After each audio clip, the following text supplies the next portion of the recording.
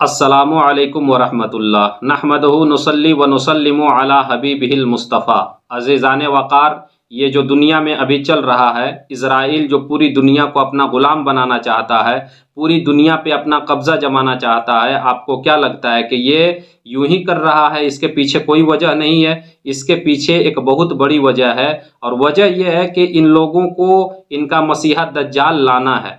ये अपने मसीहा दज्जाल को इस दुनिया में लाने के लिए ये सारी तैयारियां कर रहे हैं। इनके उलमा ने, यहूदी के उलमा ने पहले ही पेशन गोई कर दी थी कि अगर तुम्हें दज्जाल को लाना है तो दज्जाल को लाने के लिए बहुत सारे काम तुम्हें पहले से करके रखने होंगे, और उन्हीं कामों की तैयारियां ये कर रहे हैं, और बहुत सारी तैयारियां हो भी चुकी है। उसके बारे में इंशाअल्लाह ताला पूरी तफसील के साथ मैं आपको बताऊंगा। अभी मुसलमान इस मसले में उलझे हुए हैं कि हैकल सुलेमानी आखिर है क्या, हैकल सुलेमानी किसको कहते हैं। पूरी तफसील के साथ हैकल सुलेमानी के बारे में मैं आपको बताऊंगा। मेरी बात को गौर से आप सुनेंगे।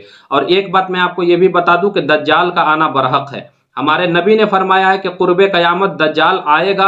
अब वो किधर से आएगा इसके बारे में नहीं मालूम, और जब दज्जाल आएगा तो ये सारे यहूदी दज्जाल के फौज में हो जाएंगे, और ये दज्जाल पूरी दुनिया में 40 दिन में घूमेगा और मुसलमानों का कत्ले आम करेगा।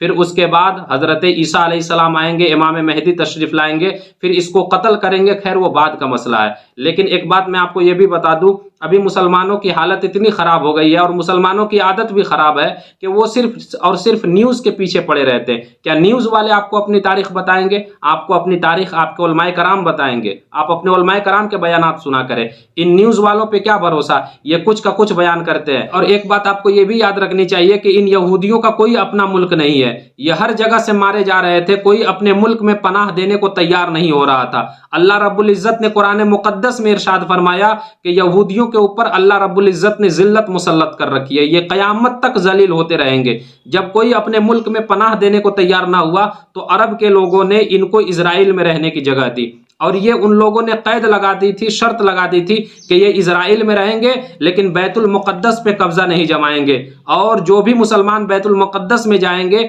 ये किसी मुसलमान के ऊपर जुल्म ज़ियादती नहीं करेंगे। इन लोगों ने ये सारी बातें मंजूर कर ली थी, लेकिन आज देखिए हाल आपके सामने है। इन लोगों ने बैतुल मुक़द्दस पे भी कब्जा किया और फिलिस्तीनी मुसलमानों के साथ कत्ले आम किया, और कितने मुसलमानों को इन लोगों ने शहीद कर दिया है। ये आज का मंजर आपके सामने बिल्कुल है। आए बात करते हैं यहूदियों के मसीहा दज्जाल के ऊपर कि ये कब आएगा, और इसके आने से पहले यहूदियों को कौन कौन सी तैयारी करके रखनी है। तो यहूदी के उलमा ने बताया कि अगर तुम्हें अपने मसीहा दज्जाल को लाना है तो उसको लाने से पहले ये तैयारियां करके रखनी होंगी, जिसमें से पहली तैयारी ये करनी होगी कि पूरी दुनिया को तुम्हें गुलाम बनाना होगा, और पूरी दुनिया में तुम्हारी ही हुकूमत होनी चाहिए। और आप इसको देखें, आपकी नज़र के सामने है बिल्कुल मामला। जब ये इज़राइल में बसे थे तो ये एक मुट्ठी के बराबर थे। अगर कोई फूंक भी मार देता तो ये उड़ करके कहाँ चले जाते इसका कोई अंदाज़ा नहीं था। लेकिन अभी ये धीरे धीरे करते करते इनकी तादाद में भी इजाफा हुआ, और फिलिस्तीनियों को इन लोगों ने शहीद करते करते, कत्ल करते करते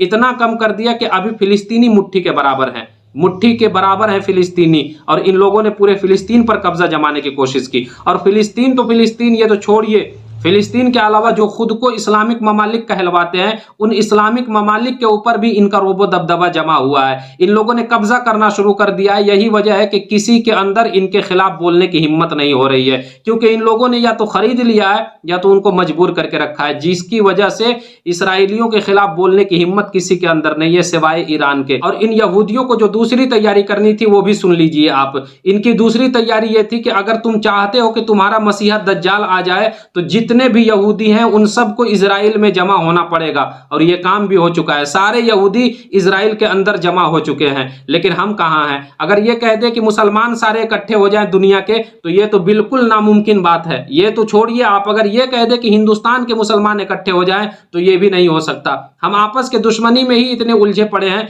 एक भाई दूसरे भाई का जानी दुश्मन बना हुआ है, एक कबीला दूसरे कबीले से जंग कर रहा है, ये खत्म ही नहीं जंग करने को तैयार है। एक जो है दूसरे के माल को लूटने लूटने के लिए तैयार है, एक दूसरे की कामयाबी देखने को तैयार नहीं है। हम आपस की दुश्मनी में ही इतने उलझे हुए हैं कि क्या हम इकट्ठे होंगे। लेकिन ये बात भी हो चुकी है, यहूदी जितने भी हैं वो सारे इजराइल में जमा हो चुके हैं और इकट्ठे हो चुके हैं। ये दूसरी निशानी थी। और दज्जाल के आने की तीसरी निशानी जो यहूद के उलमा ने बताया था, वो ये बताया था कि जब तुम्हारे यहाँ इंजीर का दरख्त पैदा होने लगे और वो फल देने लगे तो तुम समझ लेना कि तुम्हारे मसीहा दज्जाल के आने का वक्त बिल्कुल करीब आ चुका है।